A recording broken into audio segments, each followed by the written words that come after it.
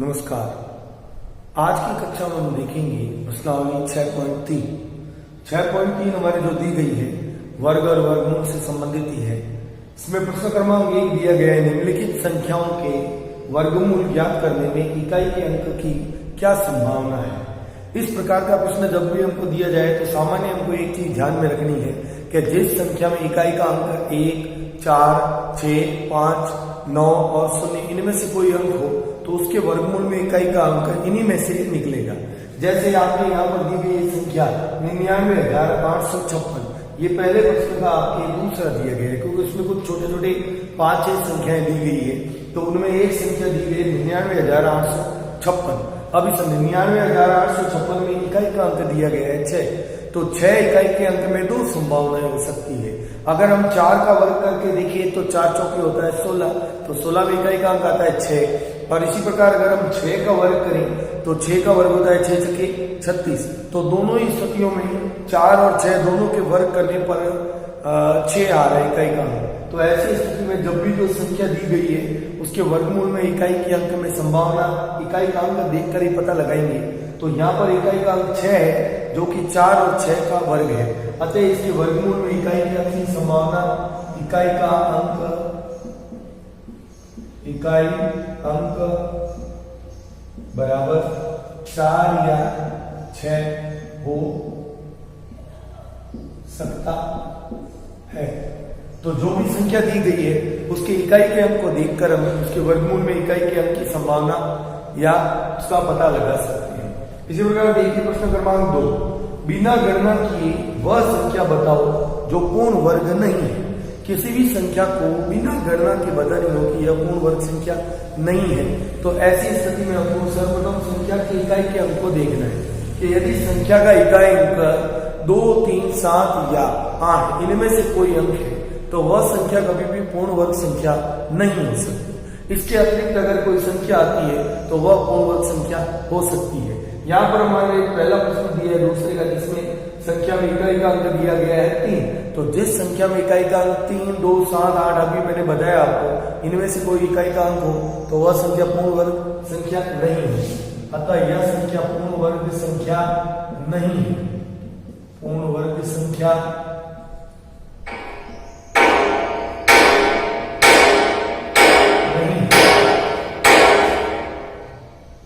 इसी प्रकार अगला दिया गया 449 जिसमें इकाई का अंक दिया गया है 1 इकाई का अंक है, तो यह पूर्ण वर्ग संख्या है।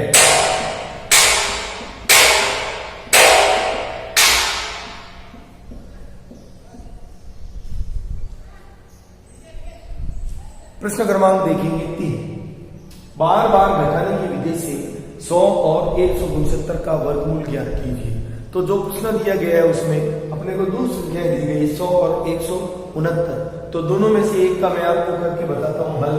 जैसे देखिए 100, अब 100 में क्या करेंगे, पूर्व में हमारे प्रश्नावली 6.1 में इसी नियम को गुणधर्म को बताया गया है कि किसी भी संख्याओं में अपने को वर्ग संख्या ज्ञात करनी हो तो क्रमशः अगर हम विषम संख्याओं को लिखते हैं क्रम से तो उसकी संख्याओं का अंकों की गणना करके गिनती में वे कितने हैं उसका वर्ग करें तो हमें वर्ग संख्या प्राप्त हो जाती है। तो अभी हमको संख्या जो दी गई है उसका वर्गमूल ज्ञात करना है, तो उसमें तो हम क्रमशः जोड़ करके लिखते हैं और हम इसमें क्रमशः घटा करके इसके वर्गमूल की गणना करेंगे।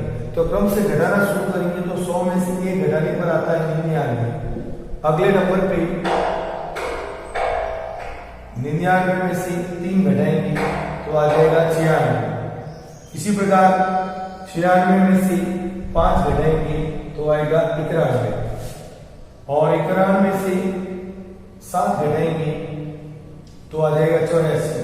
84 में से 9 घटाएंगे तो आ गया आपके 75, और 75 में से 11 घटाएंगे तो आ गया 64, और 64 में से 13 घटाएंगे तो आ गया 51, और 51 में से 15 घटाएंगे तो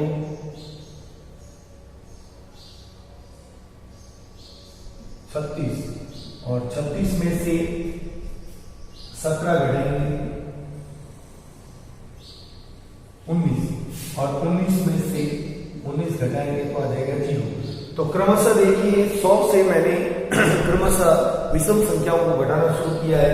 पहले 1 को घटाया, फिर 3 को घटाया, फिर कम से 5 को घटाया, फिर 7 को घटाया, 9 को घटाया, 11 को घटाया, 13 को घटाया, 15 को घटाया, 17 को और 19 को। तो क्रमशः विषम संख्याएं घटाने पर अंत में शेषफल हमारे शून्य प्राप्त हो जाता है। तो ये जितनी बार हमने घटाया है इसको देखिए, गिनती करेंगे तो 1 2 3 4 5 6 7 8 9 और 10 बार घटाने की क्रिया करने पर हमारे शेषफल शून्य प्राप्त हो रहा है।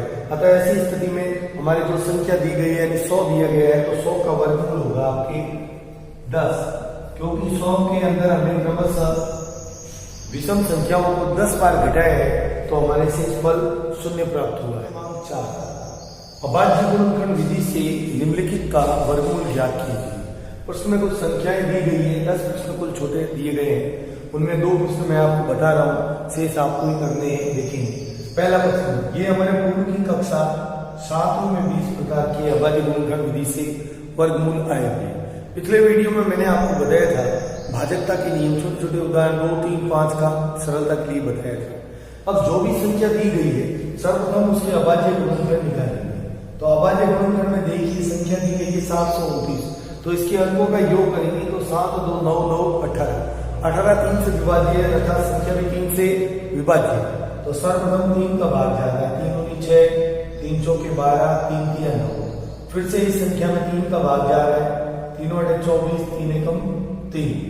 इसके बाद संख्या प्राप्त होती है 81, 81 में भी 3 का भाग जा रहा है 27वां, और 27 में 3 का भाग जाता है 9 बार। 9 में 3 का भाग देंगे तो जाएगा 3 बार, और 3 का भाग 3 में 1 बार। ये हमको 3 3 3 ऐसे 6 बार 729 के अभाज्य गुणनखंड प्राप्त हो गए। अब 729 के अभाज्य गुणनखंड हम लिखेंगे तो 3 3 3 3 और 3 और ये 6 बार 3। अब इन अभाज्य गुणनखंडों के दो के जोड़ बनेंगे इस प्रकार से, क्योंकि जब हम वर्गमूल की गणना करते हैं अभाज्य गुणनखंड विधि से तो सर्वप्रथम दी गई संख्या के अभाज्य गुणनखंड निकालेंगे और फिर उनको 2 के समूह में लिखेंगे। 2 के समूह में लिखने के पश्चात हमें प्रत्येक समूह में से एक एक अंक लेना है।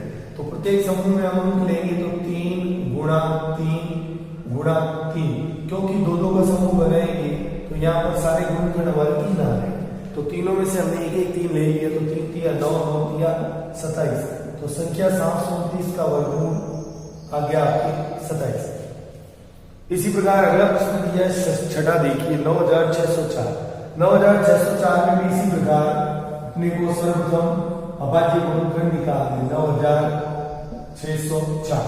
अब 9604 के अभाज्य गुणनखंड का अंक दिया गया है 4, तो संख्या 2 से ही विभाज्य है। तो सर्वप्रथम 2 का भाग, 2 चौके 8, 2 8 16 0 2, पुनः 2 का भाग, 2 दूनी 4, 2 चौके 8 0 2 कम 2। अब यहाँ संख्या को देख करके हम पता लगाएंगे तो यहाँ पर 2 3 5 तीनों का नियम लग नहीं रहा है। तो ऐसी स्थिति में मैंने आपको पिछले वीडियो में बताया था कि जब हमारे भाजकता के नियम के अनुसार 2 3 और 5 इनका प्रयोग नहीं हो तो अगले नंबर पे हमारी संख्या आती है 7 11 13, तो क्रमशः हम इनका भाग देंगे। तो अभी आप संख्या में देखिए यदि 7 से विभाज्य है तो हम 7 का भाग देंगे।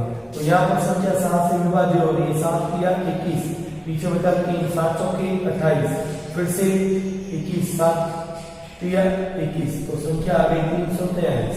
अब इसको भी हम देखेंगे तो ये भी 7 से विभाज्य है, 7 चौके 28, पीछे है 6 में 3 63, 63 में 7 का भाग जाता है 9 बार, पुनः 7 का भाग 7 7 49 और 7 का भाग 1 बार, यानी 9604 के अभाज्य गुणनखंड हम लिखेंगे तो 2 गुणा 2 गुणा 7 गुणा 7 गुणा 7 और गुणा 7, यानी 2 तो है 2 बार 7 आ गया आपके 4।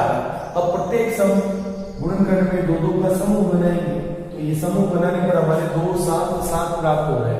तो तीनों ही समूह में से एक एक अंक ले लेंगे, तो 2 7 और गुणा 7, तो 2 का 7 से गुणा 14, 14 का 7 से गुणा करेंगे तो आएगा 98।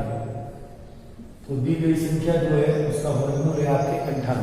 तो हमें किसी भी पूर्व में वैसे पिछली कक्षा 7वीं में आया हुआ प्रश्न है, लेकिन पुनरावृत्ति अपने हो रही है, तो किसी भी संख्या में प्रश्न में अपने को यदि पूर्ण वर्ग संख्या दी गई है और अभाज्य गुणनखंड विधि से उसका वर्गमूल ज्ञात करना है, तो सर्वप्रथम उनकी अभाज्य गुणनखंड करेंगे और फिर उनके जो गुणनखंड आए उनमें दो दो का इस प्रकार से समूह बनाएंगे और प्रत्येक समूह में से एक एक अंक लेकर के उसका गुणा करने पर हमें दी गई संख्या का वर्गमूल प्राप्त हो जाएगा। इसी प्रकार आप अभ्यास करेंगे तो स्वतः निकाल सकेंगे।